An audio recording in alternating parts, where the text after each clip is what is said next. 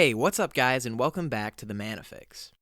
Today I wanted to cover the Zendikar Rising spoilers now that all of the spoilers have been revealed, and specifically I want to go over what I think are going to be the best cards in Commander. So we'll start off with the new commanders, and as I'm sure most of you know, this set comes out with two pre-con commander decks. The commanders for those to me are a little bit lackluster, but I didn't want to skip over them, so let's cover those first.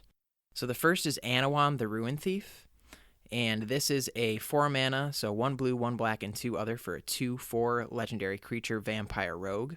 He says other rogues you control get +1/+1, and whenever one or more rogues you control deal combat damage to a player, that player mills a card for each 1 damage dealt to them. If the player mills at least 1 creature card this way, you draw a card. So, best case scenario is you have a bunch of rogues out on the battlefield, and 3 of them are able to deal damage to all 3 of your opponents, drawing you 3 cards. The mill doesn't really matter as much. You're most likely not going to win that way. You're probably just looking for the card draw. Drawing 3 cards in one combat phase obviously is really good. So if your favorite tribe is rogue, cool, that might be fun. It doesn't seem super powerful or impressive. I'm not super interested in building around this, but some of you might be if you like rogues, so there you go. And then the next one is Obun Moldaya Ancestor. Now this one is a little bit more interesting to me. I might be biased because I really like landfall. It's one of my favorite abilities in Magic, but this one is, again, 4 mana. It's 1 red, 1 green, and 1 white, and then 1 other. For a legendary elf spirit 3/3, at the beginning of combat on your turn, up to 1 target land you control becomes an XX elemental creature with trample and haste until end of turn, where X is Obun's power. It's still a land. And then he has landfall. Whenever a land enters the battlefield under our control, put a +1/+1 counter on target creature. So typically I think you'd be targeting Obun with the +1/+1 counter, the landfall ability, and then making your elementals, bigger that way. Again, this seems a little lackluster. It doesn't seem super powerful. If you're going the landfall route, it's probably better to do Lord Windgrace or Omnath Locus of Rage, but the one interesting thing about this is it is a landfall commander that has white in it, which we haven't seen before, so that might add some new elements to a landfall deck that might make it a little bit more interesting to play. Yeah, we'll see. Alright, so moving on, we're going to talk about the legendary creatures in the main set of Zendikar Rising. So the first one is Morag, Fury of Akum. This is a 6/6 legendary Minotaur warrior for 2 red and 4 other. Each creature you control gets +1/+0 for each time it is attacked this turn. So right off the bat, when you attack with creatures, all of your creatures are going to get +1 power. And then he has landfall, so whenever a land enters the battlefield under your control, if it's your main phase, there's an additional combat phase after this phase. At the beginning of that combat, untap all creatures you control. Wow, so that's a really, really powerful landfall ability on this creature.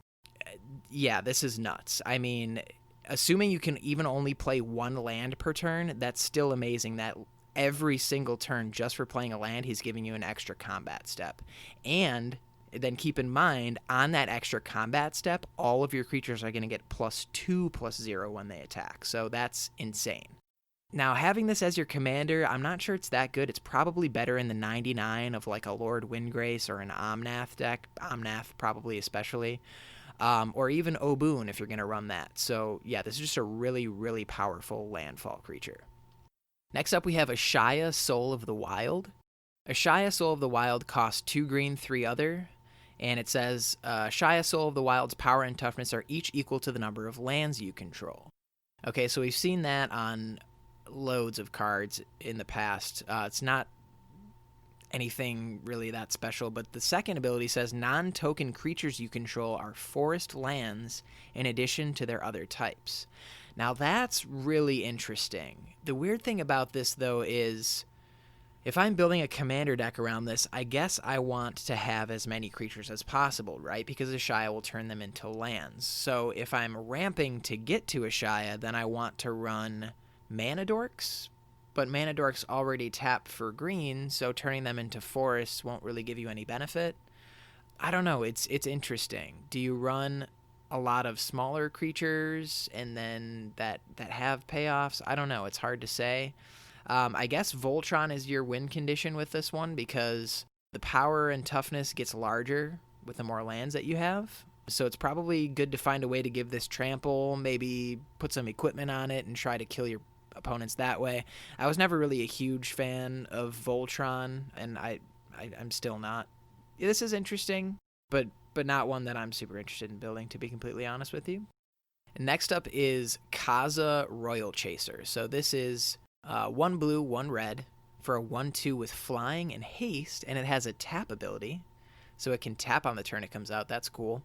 The next instant or sorcery spell you cast this turn costs X less to cast, where X is the number of wizards you control as this ability resolves. So this is like an Izzet wizard tribal deck that also loves to cast instant and sorceries. Yeah, I mean, it's in the right colors for that. It's a cheap commander, 2 CMC, so that's good. X spells are going to be really good with this, especially X draw spells or X damage spells might be fun to run in here. It'll probably be a fun deck. Probably not, definitely not like a tier 1 or 2 type commander, but it'll be fun to run, and it'll be interesting what people try to do with that. Next up is Akiri Fearless Voyager. So this is 3 mana, 3/3, 1 red, 1 white, 1 other for a legendary core warrior. Whenever you attack a player with 1 or more equipped creatures, draw a card. Okay, so that's pretty good. And then she, Akiri, probably a she, sorry. 1 white, you may unattach an equipment from a creature you control. If you do, tap that creature and it gains indestructible until end of turn. So this is an equipment deck. I mean, it's definitely an equipment deck. Maybe not necessarily a Voltron deck. You don't have to go that route if you don't want to. If you just want to run creatures that have or that benefit from having equipment equipped to them, there's a lot of things out there. I can't really think of anything off the top of my head, but I think there's like a white paladin card that likes, I don't know. There's a lot of them out there, so just take a look into that. But yeah, this is on a commander. Benefits from equipment. It draws you cards whenever the equipped creatures attack. It can also protect those creatures by paying 1 white and a small downside of unequipping one of the equipments from the creature. So protection, card draw, equipment seems fun. Again, not super powerful, but seems pretty cool to build around. And then there's Omnath, Locus of Creation.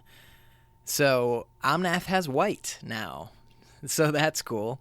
1 red, 1 green, 1 white, and 1 blue for a legendary elemental. Obviously, he's a 4/4. Whenever Omnath, Locus of Creation enters the battlefield, draw a card. So, okay, cool. You draw a card as soon as he enters the battlefield. So if he does get killed right away, at least you got the card draw off of him. And then he has a landfall ability. So whenever a land enters the battlefield under your control, you gain 4 life if it's the first time this ability has resolved this turn. If it's the second time, add 1 red, 1 green, 1 white, and 1 blue. And then if it's the third time, Omnath deals 4 damage to each opponent and each planeswalker you control. Okay, so the first landfall ability, whatever, you gain 4 life, not a big deal. The second one, though, add 4 mana to your mana pool. That's pretty good. I mean, let's be honest, that's good. And then the third ability deals 4 damage to each opponent and each planeswalker you don't control.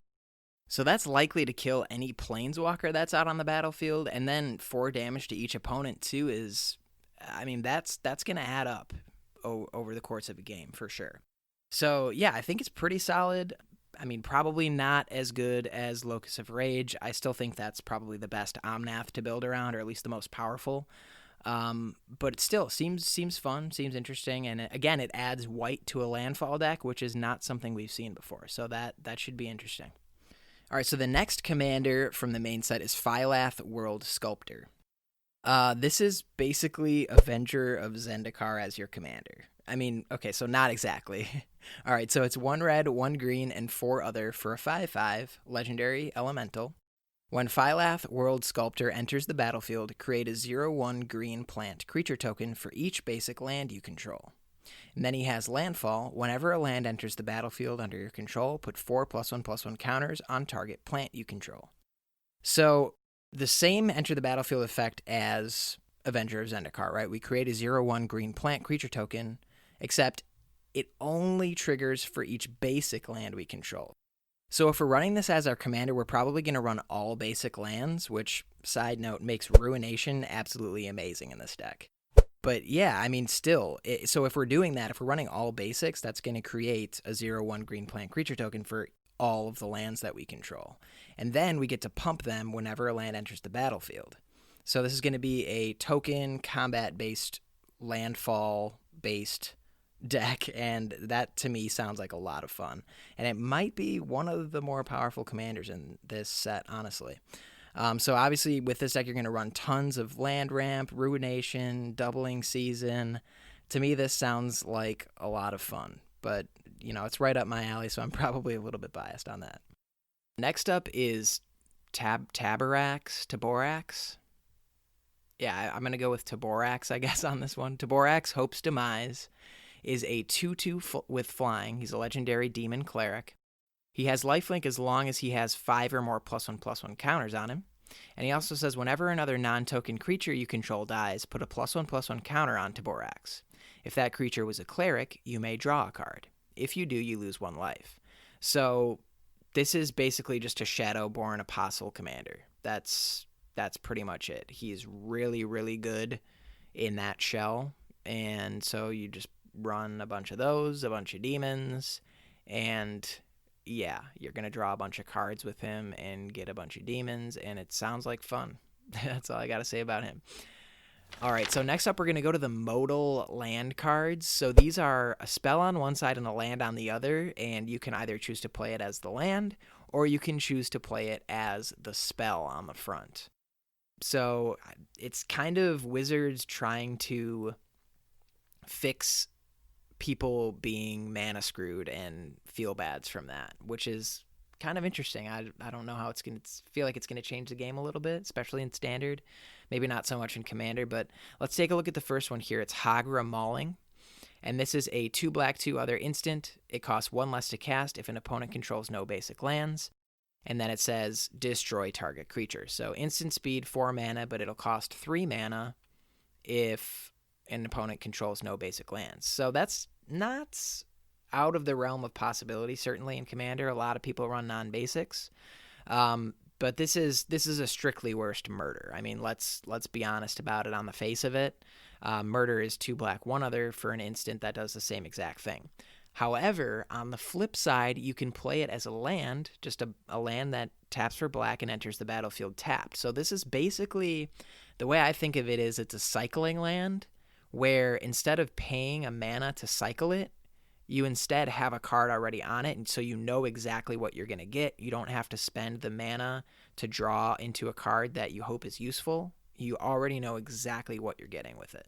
And to me, that's actually really powerful. Even though the land enters tapped, basically you can slot this in for like a basic swamp, and you have a kill spell. If you don't need the land, you have a kill spell. That's really, really strong, I think. Yeah, I mean, this is going to be a staple in mono black. If you're in mono black, you should run this. End of story.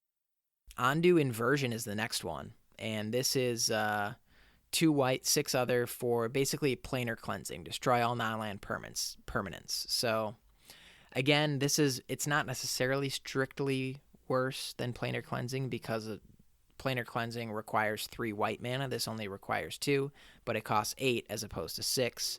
But still, I think this is a mono white staple. The flip side, again, enters tapped, taps for only white. But it's, to me, better than a cycle land. I think this is great. I do. So next up we have Valakut Awakening. This is a 3 mana instant that says put any number of cards from your hand on the bottom of your library, then draw that many cards +1.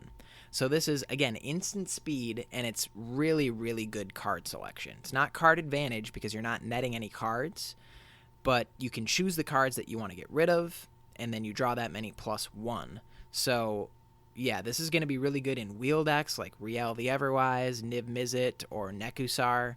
And then, of course, you have the flip side, so it enters tapped as a land if you need the land. Otherwise, cast this for its 3 mana instant speed.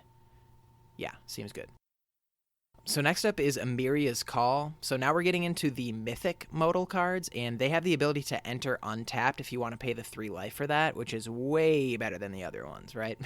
So this one is a sorcery for 7 mana, so yikes, that's pretty high, but you create 2 4/4 White Angel Warrior creature tokens with flying. Non-angel creatures you control gain indestructible until end of turn. Okay, I mean, if this were just like a rare that just did that without the flip side, I would never in a million years run this card. But, you know, if you're playing mono white or even like a 2-color deck where you run a fair amount of basic planes, you might as well just swap this card in for a planes, because it's still going to enter untapped if you need it for the land, but you do have that spell later in the game, you know, if you want to cast it that way too. To me, it slots in for a basic. Why wouldn't you slot it in for a basic? Same thing with Seagate Restoration. So yeah, this is a great card. Again, 7 mana, 3 blue, 4 other for a sorcery that says draw cards equal to the number of cards in your hand +1. You have no maximum hand size for the rest of the game. Again, I would never run this if it didn't have that flip side of being a land that enters untapped if we pay 3 life. But if you're playing mono blue, even if you're playing like a 2-color or maybe in some cases 3-color, yeah, slot this in for a basic island. It's going to be way better than a basic island. Even this one, like casting it for 7 mana doesn't seem that bad. You're going to draw, you know, I would think a good number of cards, and also, you know, make it so that you don't have a maximum hand size for the rest of the game, which there are, you know, some decks that really, really benefit from that. Next up, we have Agadeem's Awakening. This is 3 black and X for a sorcery that says return from your graveyard to the battlefield any number of target creature cards that each have a different converted mana cost, X or less. So if you're running a lot of creatures, particularly in like a mono black, maybe a zombie deck, or I don't know, like an aristocrats type deal, yeah, this card is going to be pretty good, even if you're just casting the sorcery side of it. But again, it takes the place of a basic swamp, and that is really, really good. To have that spell on a land, if you don't need to play the land, is just incredibly powerful. Next up is Shatterskull Smashing. And this is another one of the modal cards, 2 red and X. Shatterskull Smashing deals X damage divided as you choose among up to 2 target creatures and or planeswalkers. If X is 6 or more, Shatterskull Smashing deals twice X damage divided as you choose among them instead. Again, I think this is going to be a mono red staple, just like the other, you know, the black, the blue, the white one. Those are all monocolor staples. You might as well swap this in for a basic mountain. It's better in the late game because it doubles your X. It's too bad it doesn't hit players, but it does get rid of creatures or planeswalkers. So it's a removal spell in addition to a land, whichever one you need more. Next is Turntimber Symbiosis. This one, so 3 green, 4 other. Look at the top 7 cards of your library. You may put a creature card from among them onto the battlefield. If that card has converted mana cost 3 or less, it enters with 3 additional +1/+1 counters on it. Put the rest on the bottom of your library in a random order. So this spell is not that great. I mean, you're paying 7 mana already for the spell itself, and then you don't even know if you're going to get a creature that costs that much in the top 7 cards of your library. I mean, why would you want to pay 7 mana and then get something that is only CMC 5? I mean, that's not great, but again, the flip side of it is a land that enters untapped potentially. So, better than a forest. That's all I have to say about that. All right, so let's move on to the monocolored creatures here. The first of which is going to be Archon of Emeria. This is basically a almost strictly better Eidolon of Rhetoric. So this is a fantastic card for white. It restricts each player's spell casting to, it only allows them to cast 1 spell per turn, and then it also makes non-basic lands your opponent's control enter the battlefield tapped. So again, almost strictly better. The only difference is the power and toughness, but great card for whites and will most likely see a lot of play. Next up is Scoot Swarm. So this is, again, a 3-mana creature, a fantastic landfall creature. Whenever a land enters the battlefield under your control, create a 1/1 green insect creature token. If you control 6 or more lands, create a token that's a copy of Scoot Swarm instead. So once you control 6 or more once you control 6 or more lands, your scoots are these 1/1 insects are going to be growing exponentially at that point because, all right, so the Scoot Swarm is going to create a copy of itself. The next land to enter each of those Scoot Swarms is going to create a copy of itself, so now you have 4 of them.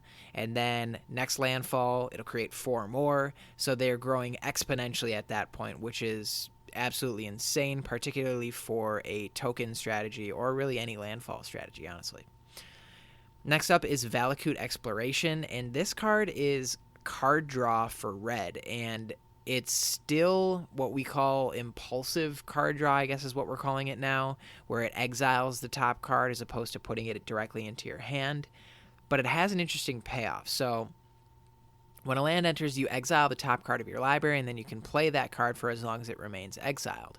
But then at the beginning of your end step, if there are any cards exiled with it, we put those cards into our graveyard. And then Valakut Exploration deals that much damage to each opponent. So however many we have remaining at the end step, they go into our graveyard. So let's say we have 3, and then 3 damage to each opponent.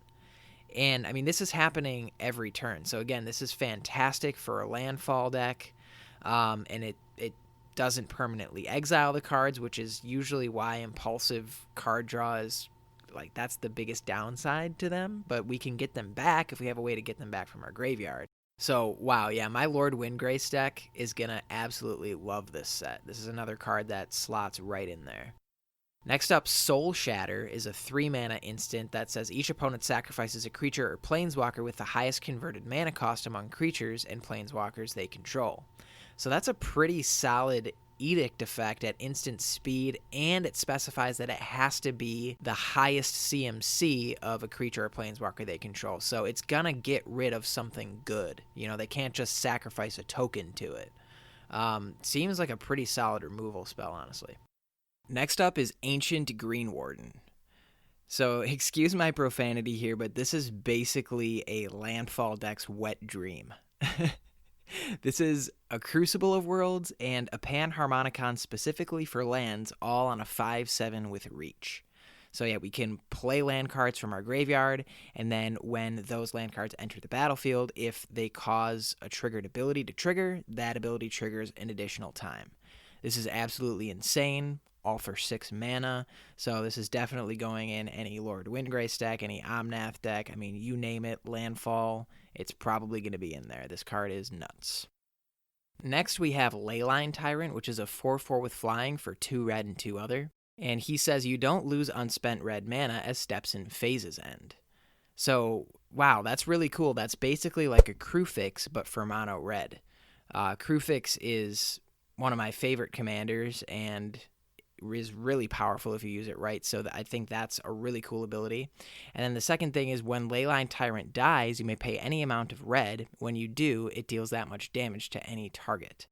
So the idea with this is you just collect a whole bunch of red mana that never leaves your mana pool, and then either kill this off, or when it dies, you're just gonna smack somebody or something for a whole bunch of damage. And yeah, that seems like a lot of fun and actually really powerful too on top of that. That second ability really discourages your opponents from killing it, because if you've collected a bunch of mana, they're not going to want it to die, because then somebody's going to get hit in the face with a bunch of damage. Yeah, I think this is, I mean, maybe not a mono red staple, but it's probably going in a lot of mono red decks. It's really good with something like Feldon or Perforos the Bronze Blooded. Let's talk about multicolored cards next. I actually only have one on the list here, and it's Nissa of Shadowed Bows. Bows, probably. So this is a planeswalker with landfall. So that's really cool. It starts off at 4 loyalty. It's a 4-mana planeswalker. Whenever a land enters the battlefield under your control, put a loyalty counter on Nissa of Shadowed Bows. So, especially if you can, I mean, if you can play multiple lands in a turn, that is pretty darn good. So let's see what the abilities do, right? So the +1 says untap target land you control. You may have it become a 3/3 elemental creature with haste and menace until end of turn. It's still a land. Okay, not that great, but what does the -5 do? You may put a creature card with converted mana cost less than or equal to the number of lands you control onto the battlefield from your hand or graveyard with 2 +1/+1 counters on it. Now that's what I'm talking about right there. That's pretty good. Lord Windgrace, again, is going to love this. This is definitely going in that deck, for me anyways. I don't know. Just seems like a really fun card to play. It might not actually be all that powerful, but I don't know. I just like the fact that whenever a land enters the battlefield, it puts loyalty on her. I think that's really cool. Yeah, so let's move on to the colorless cards here. And the first one we'll talk about here is Skyclave Relic. So this is all right. This is a 3-mana artifact with indestructible. When it enters the battlefield, so it has kicker for 3. When it enters the battlefield, if we kicked it, we create 2 tapped tokens that are copies of Skyclave Relic, and then it taps for 1 mana of any color. This is, now we can say on the face of it, this is a strictly better Darksteel Ingot. So if you're running Darksteel Ingot, run this card because you can cast it for 6 mana if you want to and get 3 of them out of it rather than just 1. But other than that, I mean, 3 mana for a mana rock that taps for 1 mana isn't that good, so I probably won't be running this all that much. But again, if you're running Darksteel Ingot, instead run this. Next up is Lithoform Engine. Man, this card is weird. So this is a 4-mana legendary artifact. It has 3 abilities. 2 mana, we can tap it and copy target activated or triggered ability we control. We may choose new targets for the copy. Second ability, 3 mana, tap it, copy target instant or sorcery spell you control. You may choose new targets for the copy. 4 mana, tap it, copy target permanent spell you control. And that copy becomes a token. So, wow, that last ability is really cool because that's not anything we've ever really seen before. Except maybe on something like Riku of 2 Reflections. He does that, right? Actually, he does those battle. So this is kind of like, I don't know, maybe you would put it in that deck. It's kind of like a second copy of Riku, but you have to pay extra mana. Well, you have to tap it to do the thing. I don't know, it's just all over the board. It copies abilities, it copies spells, it copies permanents. I'm sure this is really good, I think. I don't know. It's hard to tell. It's very, very hard to analyze this card because it's just kind of all over the place. Either it's going to be really, really good or it's going to be jank. But I'm really curious to see what it can do. All right, and the final card I want to talk about here is Forsaken Monument. So this is a 5-mana legendary artifact that says colorless creatures you control get +2/+2. Whenever you tap a permanent for colorless mana, add an additional colorless mana, and whenever you cast a colorless spell, you gain 2 life. So this is just a colorless staple. I mean, anybody that's running a colorless commander deck is going to slot this in for sure. You know, if they have it or if they have the money to purchase it, it's going in there. The +2/+2, I mean, you're probably running Eldrazi, so that doesn't really make a big difference because Eldrazi are already massive. But the whole Mirari's Wake-esque effect of having all your colorless lands tap for an additional mana is insanely good, especially in that type of deck because you're going to have a bunch of Eldrazi and they're going to be really expensive, so you need to get to 10 or 11 or 12 mana as fast as possible. So this is going to do that for you. And then the life gain is basically just the icing on top. But yeah, this is a great card for colorless decks. Fantastic. All right, yeah, well, that's pretty much it, guys. That's all I wanted to go over. I'm excited for this set personally, but what do you guys think of it? What are your favorite cards? What are you most excited about? Let me know about it in the comments. Again, thanks for watching. Make sure that you like us on Twitter and Instagram. And as always, thanks for getting your fix with me today. Stay safe out there, and peace out, guys.